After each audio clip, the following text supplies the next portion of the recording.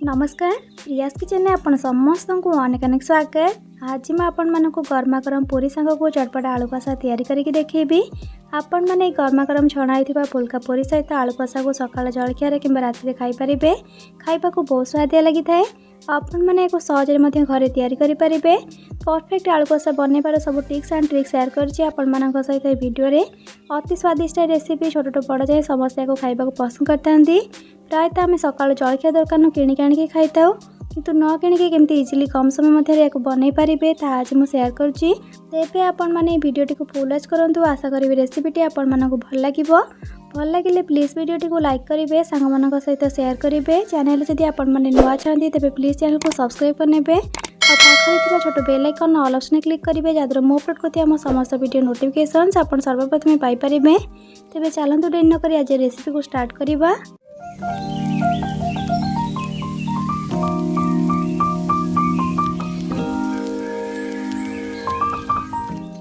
प्रथम चलते आम पूरी को बनइबा। से नवा गोटे बड़ बाउलटे आउ दौर ये गोटे कप कहमर अटा। आपण अटार क्वांटिटी निज हिसाब से नहीं पारे। अटा को दे सारापर से 3 बड़ चामच हे सुजी को दौची। ये सरुदाना वाला सुजी अच्छी। आ सहित आम स्वाद अनुसार लुण देबा। आ 1/4 टीस्पून ये देवा जुआणी।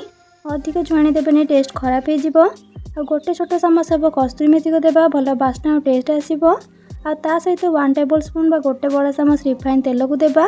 बास एतिक जिनस देके प्रथम आम सब जिनस को भल भाव मिक्स करने। मन रखिए आम बास या मिक्स करुचे खास्ता करने। सब जिनस को भलसे घोड़े सारापर से दरकार अनुसार अल्प अल्प पानी देके अटा को चकड़ा। नॉर्मली आम जमी रुटी अटा को चकड़ी था से भाई या चकड़ा। अधिक समय या चकड़े। अधिक समय चकड़ी देले अटाटा हार्ड हो। पूरी भल भाव फुलबनी। ये देखो मुझे भल भाव चकड़ नहीं। एवं 5 मिनट खंडे कवर करके छाड़देबा रेस्ट होगापी। 5 मिनट पर एवं आउ थे जस्ट हल्का टे चकड़ी देकी पूरी तैयारी करने आम ये छोट छोट बल आकार गोला तैयारी करवा। देखो ये भाव में बल आकार गोला तैयारी करवा। आपण मैंने जो साइज पूरी बनवा को चाहते से हिसाब से गोलार साइज को रखिए। तो ये मुझे मीडियम साइज पूरी बनाऊँगी। जदि आप छोट साइज बनवा को चाहते तेज छोट छोट गोला करें। एवं गोला को आम भलसे चिकन करके रखिनेबा। ये देखो पूरी सब गोला को बनईकी रखिनेली। एवं गोटे गोला को लेकिन सुखिला अटे गोलिकी आम बेलिबा। ये देखो मैं आपको बेलिकी देखी केते सहजरे बेली होची। आ जमा भी तले लगुनी। पूरी को बेसी पतला करके बेलिबेनी बेसी मोटा रखिकी भी बेलिबेनी। एमती बुले बुले कि 4 साइड्रु पूरी को बेलिबा जहाँद्वारा सबुआड़े सामान भाव में बेली हे। कौटी मोटा कि पतला रही। देखो एमतीका थिकनेस रखिए। तो ये आमर गोटे पूरी होगला। तो से सेम प्रोसेस रे सब पूरी को बेलिकी आप रखिकी छाणी पारे। गोटे गोटे पूरी बेलुथे आ कड़े पकईकी छाणी पारे। तो ये देखो मुझे सब पूरी को बेलिकी रेडी करनेली। एवं चलते आपन को छाणिकी देखी। छाणियापाई कड़े तेल नहीं। तेल हाई फ्लेम रे गरम करदे। पूरी पकेला बेले गैस फ्लेम को हाई रखिथे। आ केयरफुली पूरी को देकी ऊपर पटू एमती टिके हल्का हल्का प्रेस करेंगे। ये आप देखिपे केते बढ़िया से पूरीटा फुलुची। पूरी भलसे फुलीगला गैस फ्लेम को मीडियम करदे। आउ उल्टेबे। जदि आप पूरी को नरम रखापी चाहते तेज बहुत कम टाइम तेल पकईकी बाहर करने। जेहेतु मुझे क्रिस्पी वाला बनाऊँगी घरे समस्ते क्रिस्पी वाला खाइबा को पसंद करते से मुझे अधिक टाइम पर्यंत तेल छाणुची। जदि आप बड़ साइज कड़े छाणुवे पूरीटा साइज छोट थी आप गोटे गोटे करके 2 ରୁ 3टा पूरी एका सहित पकईकी छाणी पारे। ये आप देखिपे सब पूरी को छाणिकी रेडी करनेली। एवं चलते आलुदम गोटे मसलाटे बनइबा। से नवा गोटे मिक्सिंग जार आउ गोटे मीडियम साइज टमाटो को काटिकी दे दूँगी। आ सहित 10 ରୁ 12 कला रसुण को दौची। आ 1 इंच पाखापाखि अदा को देकी से अल्प पानी देकी ग्राइंड करके नहीं आसवा। ये देखो तो मसला को ग्राइंड करके नहीं आसली। एवं साइड रखा नेक्स्ट प्रोसेस को जीवा। एपटे देखो गैस ऑन करके कड़े जो छणा होता तेल थिला से तेल को गोटे जगह को बाहर करने की से कड़े पाखापाखि 2 बड़ चामच सब तेल को रखी। तेल गरम होगला से 2टा तेजपत्र को देबा। और सहित गोटे मीडियम साइज पियाज को फाइनली चॉप करके काटिकी नहीं तेल रे देबा।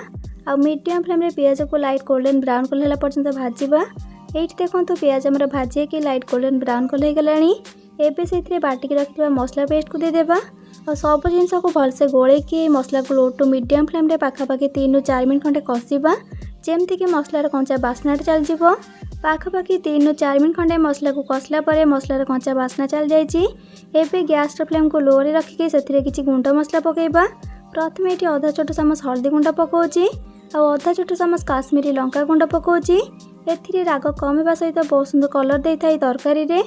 आ ता सहित दबा ये आधा छोट चामच जीरा गुंड और आधा छोट चामच धनिया गुंड और गोटे छोट चामच मीट मसला और स्वाद अनुसार लुण। बास एतिक जिनस देकी लो फ्लेम रे सब जिनस को भल भाव में मिसेबा। ये स्टेज रे लुण देदेले मसलाटा बढ़िया भाव में कषि और तेल भी छाड़ी। जदि ये मसला सुखिया लगुव तेज आपड़ ये 4 ରୁ 5 चामच पानी को देके गोले पारे। मुझे अल्प किसी पानी को देके लो टू मीडियम फ्लेम रे 4 ରୁ 5 मिनट खंडे कषिबी। मुझे अल्प किसी पानी को देके लो टू मीडियम फ्लेम रे 4 ରୁ 5 मिनट कषिबा जमती कि तेल मसला न अलग हो जाए। तो मसला को आम जिते भल भाव में कषिबा तरकारी से भल टेस्ट आसो। ये देखो 4 ରୁ 5 मिनट पर मसलार तेल अलग हो आसलानी ताने मसला ये पूरा परफेक्टली कषि गलानी। यह कसला पूरा छाड़देवेनि मझे मझे या मिक्स कर नौथिबे। एवं 10टा सीझा आलू को पकेबा। आपण मैंने प्राय जानी बाहर मार्केट रू आलूदम किणिकी आणला बेले से केमिति आलू खंड खंड की पड़ता है और ग्रेवीर कंसिस्टेंसी टिके ठीक रही है। से 3टा सीझा आलू को खंड खंड करके पकई नौची और बाकी आलू को सेमती गोटा पकई नौची। आपन चाहे आलू को काटिकी पकई पारे।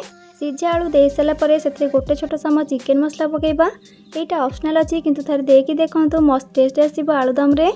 एबे सब जिनस को भल भाव में मिक्स करके मसला को आलू सहित 1 ରୁ 2 मिनट पर्यंत कषिबा जमती कि मसलार फ्लेवरटा बढ़िया से पूरा आलूदम रे आसो। पाखापाखि 1 ରୁ 2 मिनट खंडे कसला ये देखो आम मसला बहुत भल भाव में कषि गलानी। या कसला बेले गैस फ्लेम को लो टू मीडियम रे रखिकी कषिबे ना मसला तले लगिकी पोड़ीज। ये स्टेज रे आमे देबा पानी जेतिके आपण ग्रेवी रखापी चाहूथे निज हिसाब से पानी एथिरे ऐड करेंगे। आ पानी को टिके आपण अधिक ही देथिबे कहीं ये आलू तरकारी आलू ठंडा होगला पर नॉर्मली बहलिया जाए से पूर्वर टिके अधिक पानी देथिबे। टिके ग्रेवी वाला रखिले खाइबा को बहुत बढ़िया लगी थाए। मुझे 2 गिलास पानी यूज करुच्ची। पानी को देखिए भल भाव में मिसई दूची। एबे कौन करबा हाई फ्लेम रे गोटे फुटा आसला पर्यंत आम या फुटे नेबा घोड़ेबानी खोला रखिकी। ये देखो भल भाव में फुटीगला तो ये गोटे थर पुणी थर या मिसई नेबा। मिसई सारापर एबे आम गैस फ्लेम को लो करवा और या कवर करके दम रे छाड़देबा पाखापाखि 6 ରୁ 7 मिनट। एमती तो आम सीझा आलू ये यूज कर जहाँ भी टे कंचा थी ना से भी ये सीझीज। तो ये देखो 6 ରୁ 7 मिनट पर आपन को देखुची देखूँ केते बढ़िया कलर आलूदम टेक्सचर देखूँ एकदम परफेक्ट। मुझे आपन को लास्ट रे कहली आपण माने दम देकी माने लो फ्लेम रे 6 ରୁ 7 मिनट पर्यंत छाड़िबे। देखिए कलर बढ़िया बाहरी आसीबो आ तार टेक्सचर बहुत बढ़िया आसीबो।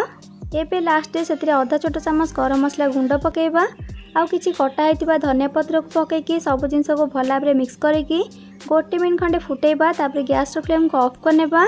एठी हमर रेडी कला गरमा गरम दम आलू बा आलूदम। आपण देखिकी ही जानि पारथिबे केते डिलीशियस हेतिबो। सीरियसली बहुत ही टेस्टी हेतिला। मु ताको पूरी सहित सर्व करुच्ची। आपण माने आको भात सहित खाई पारिबे नले रुटी परोटा नान सहित मध्य खाई पारिबे। सबुतिरे खाइबा पई बहुत ही टेस्टी लागिबो। तेबे आपण माने मो स्टाइल रे गोटे थर एपरी पूरी आ आलूदम को बनेकी देखंतु केमती लागिला मते कमेंट सेक्शन में निश्चय जनइबे। भल लगिले प्लीज वीडियो को लाइक करेंगे सांग मानक सहित शेयर करेंगे।